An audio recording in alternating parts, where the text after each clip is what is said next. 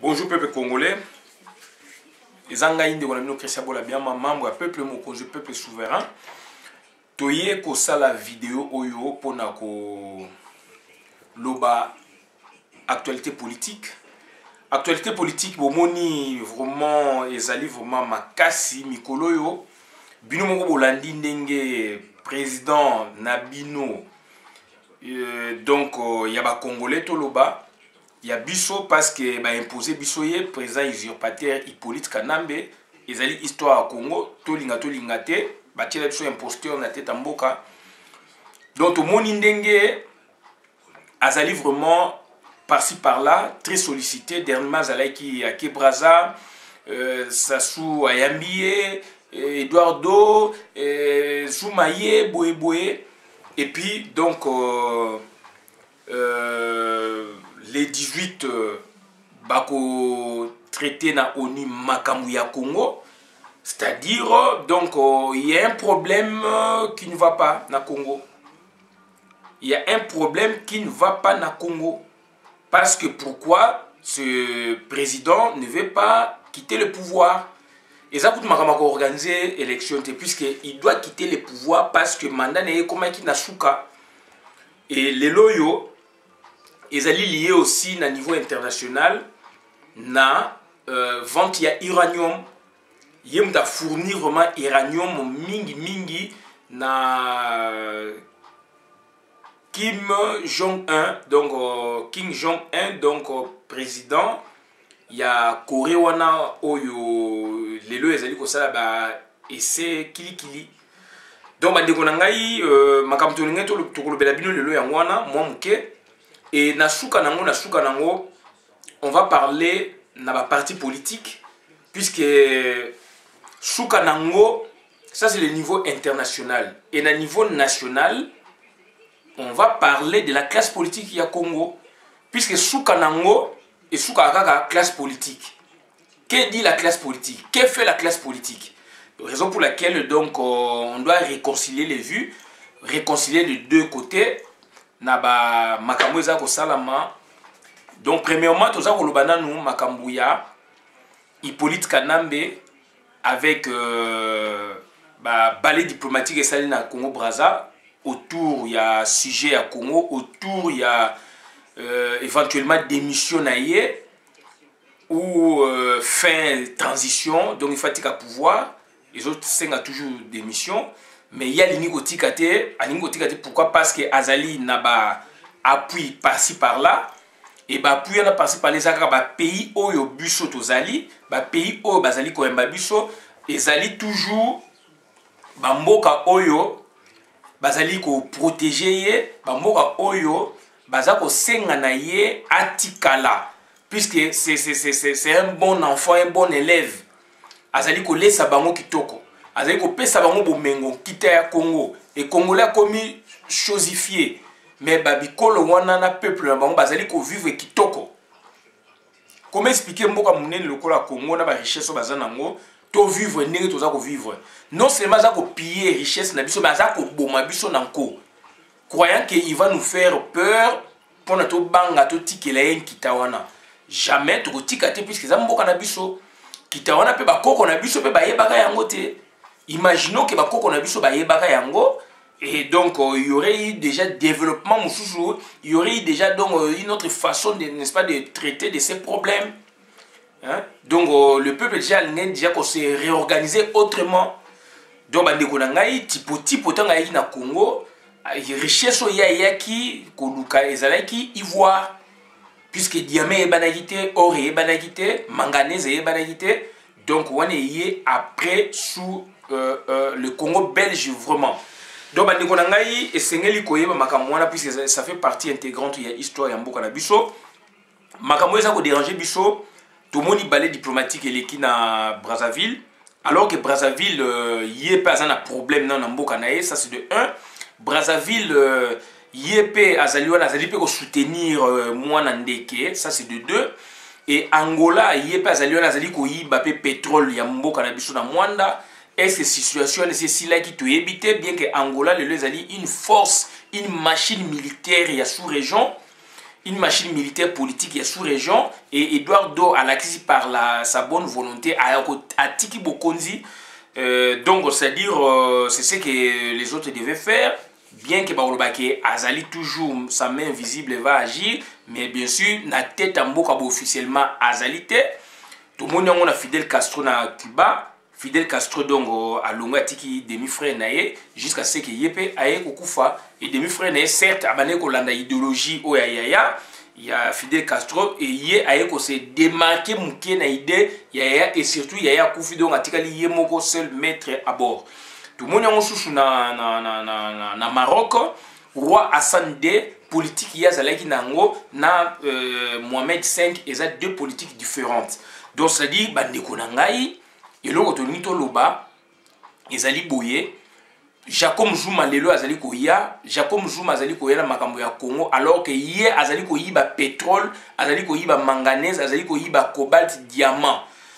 Azali na problème na INC, na ANC, na parti na Ekuna, et puis donc makambo Congo et kotiti na kata parti ne tina mboka na e. Bo bato ba bengisi wana, ce sont des gens qui pillent le Congo. Est-ce que Batouana va arriver na ndenge biso ba congolais toza ko espérer? Il y a différence. Oyo biso toza ko espérer na oyo na lecture à communauté internationale s'il vous plaît. Lecture à communauté internationale, eza ndenge moté na lecture il y a gouvernement congolais, eza ndenge moté na lecture il y a population ou aspiration à population. Eza trois choses différentes. Est-ce que na ba balai diplomatique wande basali banini, est-ce que ezali pour que ezana faveur à ba congolais? Ça c'est une question. Et congolais lingo poser la question boyete est allergique pour la vie naé, allergique pour la histoire mboka ne puis allergique pour la avenir ya bana naé na ba koko naé. Nam naé moko do ya mboka naé. Donc bandeko na ngai, ça c'est un vrai problème.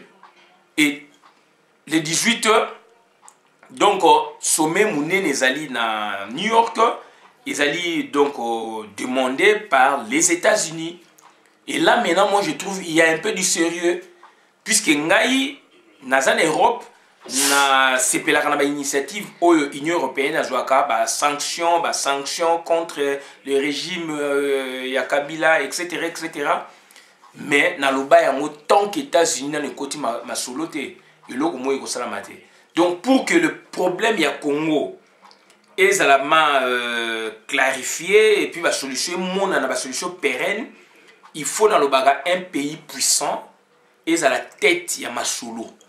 Le États-Unis, ils allaient déranger par rapport il y a armement nucléaire, par rapport il y a bombe.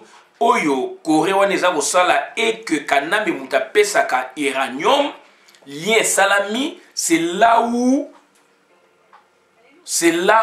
États-Unis et donc makambo en main et puis la Congo en tuant ces messieurs ou en le chassant du pouvoir ou en mettant la pression sur lui pour qu'il quitte le pouvoir. Donc on a déplacé biso to mona clair na loba yango. Le fait que les États-Unis d'Amérique est commis touché, le fait que Corée wana est commis ko tchamutu contre les États-Unis d'Amérique et que les États-Unis d'Amérique a signé résolution, a signé travail Maurice Lamadon, a signé donc session Oyo et ça na demande vraiment mingiaye.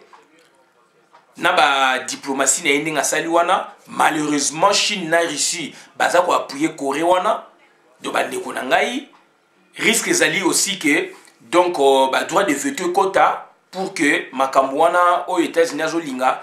Donc, il y a des sanctions strictes, etc. pour qu'ils n'aillent plus loin. Et probablement aussi, les États-Unis, personnellement, attendent le Congo, puisque il y a des Kabila Mutaza ou Tekaba Iranium. La situation est bien, mais elle est très difficile pour nous arriver nango. Mais le fait que les États-Unis ont et que Russie na Chine, malheureusement, Chine, Bazali ko appuyer aussi Kanam, Bazali ko appuyer aussi Corée wana, il y a jeune wana, il y a président wana. Donc ndeko na ngai soki les États-Unis a vu makamwa mais ba résolution ya Nations Unies tombé et ko coincer et Corée wana et Kanambe et que les États-Unis permettre à jouer les voisins moyens pour s'occuper de la Congo. C'est là où nous avons vie sauve. Et sinon, il y a des réalités. Pour la Belgique, pour arriver à la position, arriver, mais il faut les États-Unis à l'Oba. France arriver, il faut les États-Unis à l'Oba. Angleterre arriver, il faut les États-Unis à l'Oba. D'où le fait que les États-Unis allaient toucher. Donc, il y a un problème si vraiment donc on finir na Corée. Wana. Donc, moins espoir pour Nangaï jusqu'à ce que résolution et bima les Nations Unies, les États-Unis là, droit de veto je pense, je donne déjà 40%. Il y a réussite déjà d'emblée déjà pour la opération. Et ce qui est résolution est tombée, nini to 50, 60, étudier maintenant clairement la situation à Congo. Ça c'est de 1. Et ce qui est le moins ma résolution, puisque tout ça qu'on pousse à la paix paiement ni échéance. Donc tout tombe bien puisque Makamouana baza ko traité en haut et ils allaient aussi liés dans Makamouya faire une transition à Kanambe. Il y a une organisation d'élection, tu as poussé par réseau et belé. Et bandeko nangai, ce qui te loupé côté wana et que États-Unis, Union ONU, ils ont une résolution vraiment contraignante dans l'endroit ya régime ya Kanambe na Kanambe emugo bandeko nangai le 31 décembre na baki eloko mo ekosala maté parce que cette fois-là il y a un photo réconcilier niveau international national.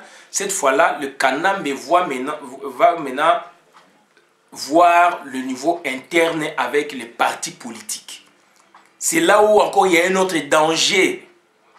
Il y a encore un autre danger plus que le niveau international.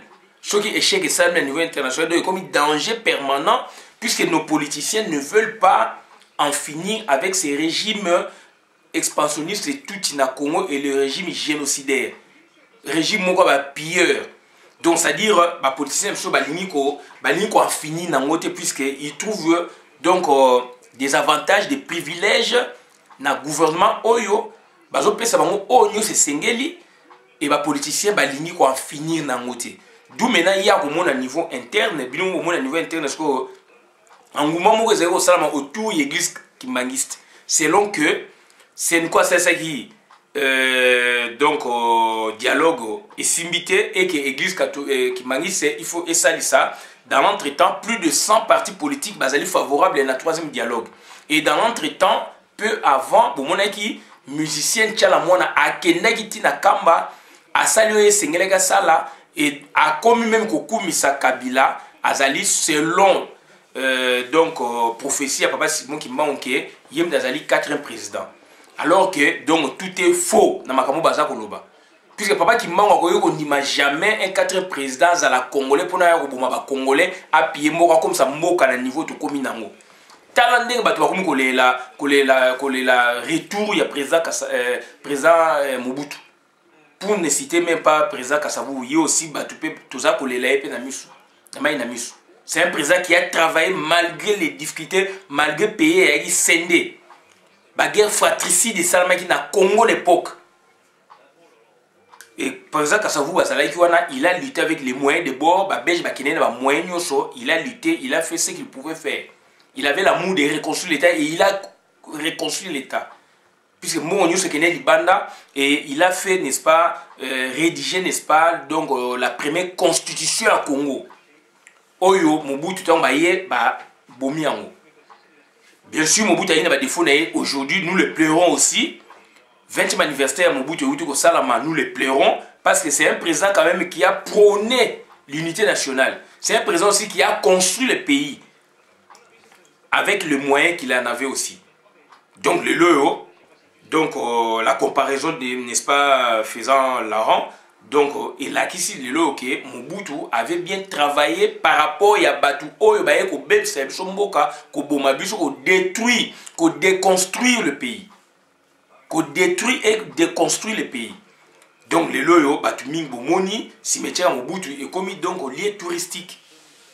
Et comme lieu touristique, Batu, comme Kende, qu'on implorer même donc Mobutu Donc voilà asala o esengeli pona mboka puisque toza ba bantu toza ba tumwindu donc biso to marchera ndenge wana tokena na ba cimetière ko lela ba koko na biso tokena na cimetière ko lela ba ancêtre na biso africain ezali bongo donc ba ndeko na ngai yango tolobi suka ekozala ba parti politique président république atikala na mboka ba parti politique puisque international koloba moment moko boye ba lembaka ekozonga na niveau interne et na niveau interne eza ba parti politique. Quand on a des partis politiques, bah lingi changement na mboka, c'est mort. Et donc on a des toko lobela batu mingi boyoka bo fungola matoi. Fungola matoi yoka. Donc bah parti politique tant que toza na ngoya mabe mingi na mboka eko marchaka jamais. Car actuellement otoza nango ba leader na ba parti politique. Donc bah lingi ko s'engager ti. Donc bah opposant bah lingi ko s'engager ti. Ko s'engager c'est dit bozo ba zo destin ya mboka ame ba bengana batu wana ba lingiti. To sila na bango ba lingiti. Mingi baza ko viser mbongo puisque donc ba Rwandais ba yebi que tozali faible côté wana. Ba yebi que tozali women music bière. Mais lelo ezali women music bière te mais ezali argent.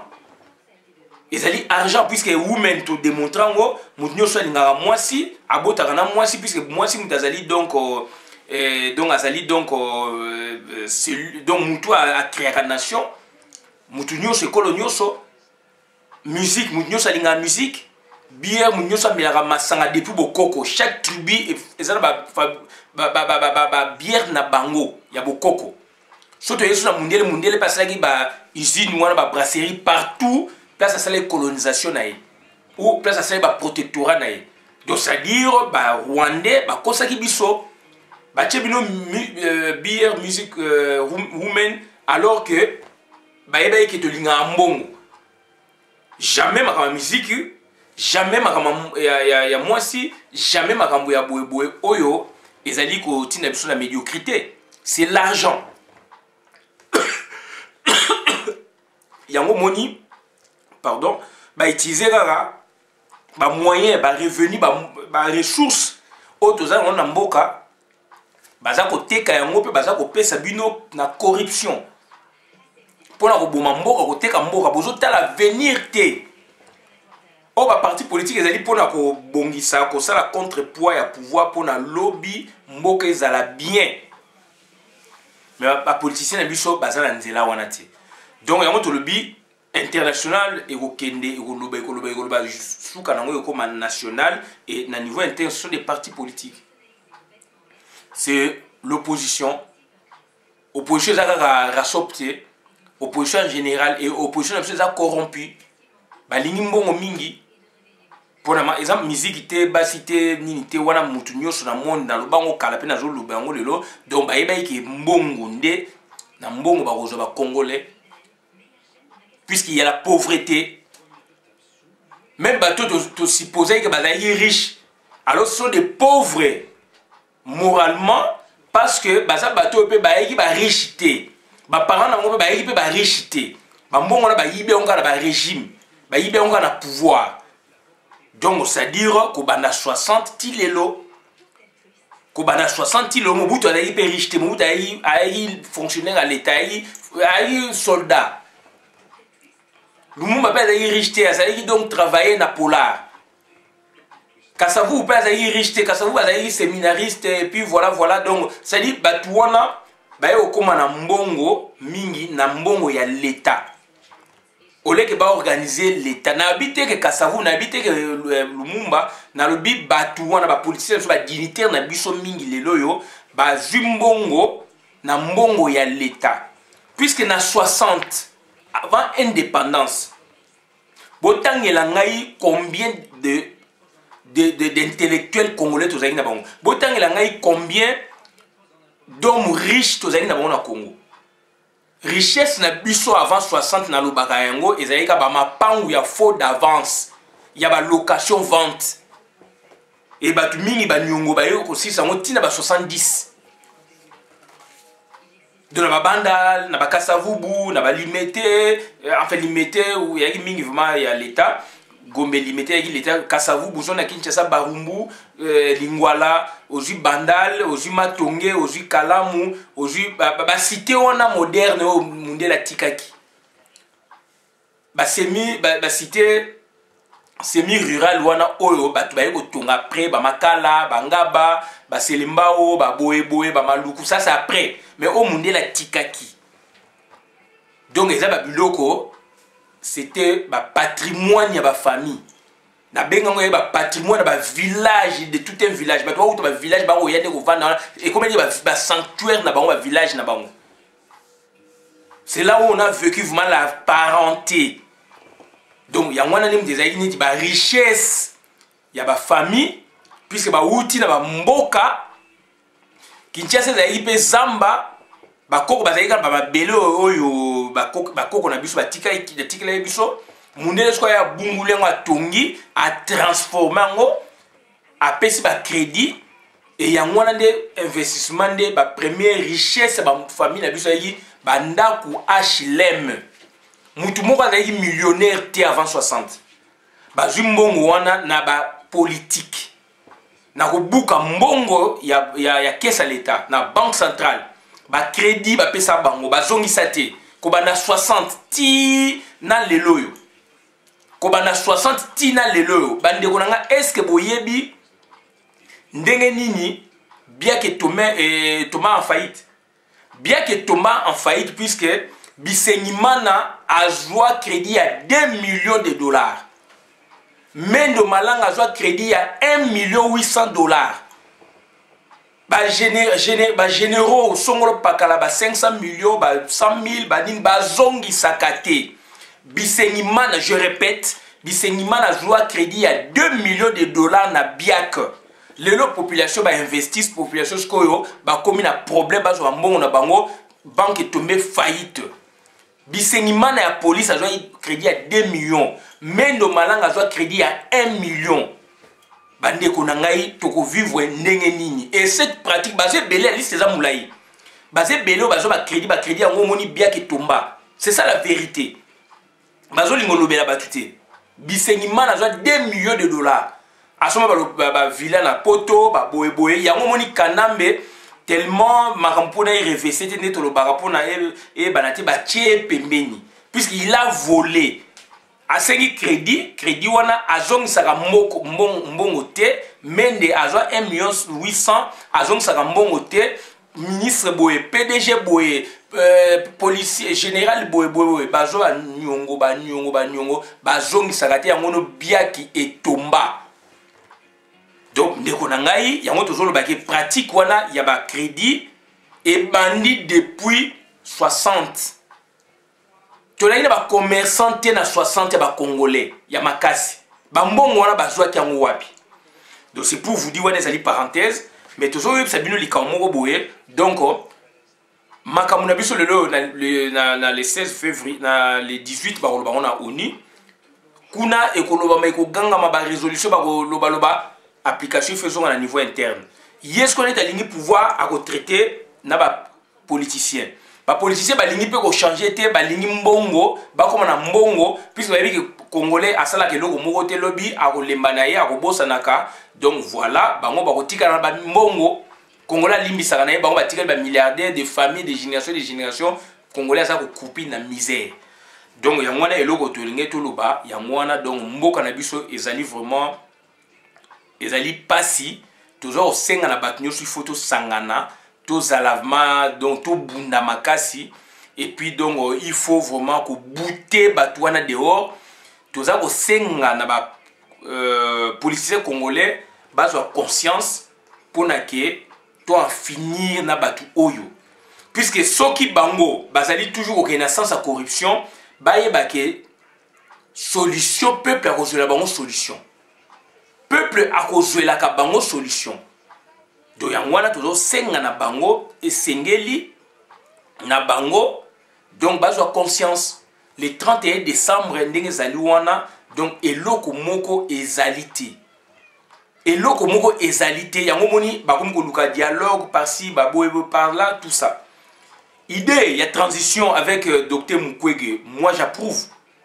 so batie le docteur Mukwege à la présidence transition et kevma donc but sur la communauté internationale puisque to sangani to bengani kanambe libanda biso donc ba congolais diaspora na kati na ba politicien na biso to komi bloc to bengani mutuana ko kende azalaka prépé ya ko kende mbongo ne mutezo pesa ye courage à corrompre batu pour batu ba koma côté na ye supposons côté na ye donc ya ngwana esengeli vraiment donc ba idée ndenge to moni passage à docteur Mukwege et c'est pas toujours makasi donc azali mutu oyo soki lelo esali ke azala président transition donc ego CPSAP biso donc sur ce donc personnellement aza problème docteur Mukwege était pourtant c'est un grand travailleur asali musala oyo il a réparé donc ba maman suite à viol ya moto sengana a réparé maintenant le pays qui est déchiqueté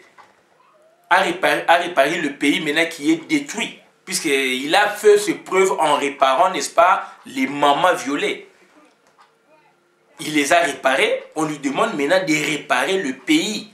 Donc, puisque nous, on veut qu'il soit, n'est-ce pas, à la tête du pays pendant la transition. Donc, yangwana donc makamoto yega kuluba yangwana to suki a to sengna batnyo suki ingeta victoire aux côté na biso ekotika la ya biso tozala uni tozala ensemble. Tous à la unis, tous à la ensemble, tous tika lokoso, tous ka peuple mawa. Oyo peuple ndenge nini? Quel peuple? Tous ka peuple mawa, peuple congolais azali ko souffrir, a souffrir mingi, a beli, assistance et alité. Donc c'est-à-dire peuple a commis chosifié et tous en a quitté o esengeli lelo ok. So makambi démarrer pour la tous à la paix mieux que la situation tous en a lelo. Donc, ma comme on va moi tout ce qui a ingeta victoire à côté de l'épisode érotique à l'épisode. Merci pour la vidéo malam.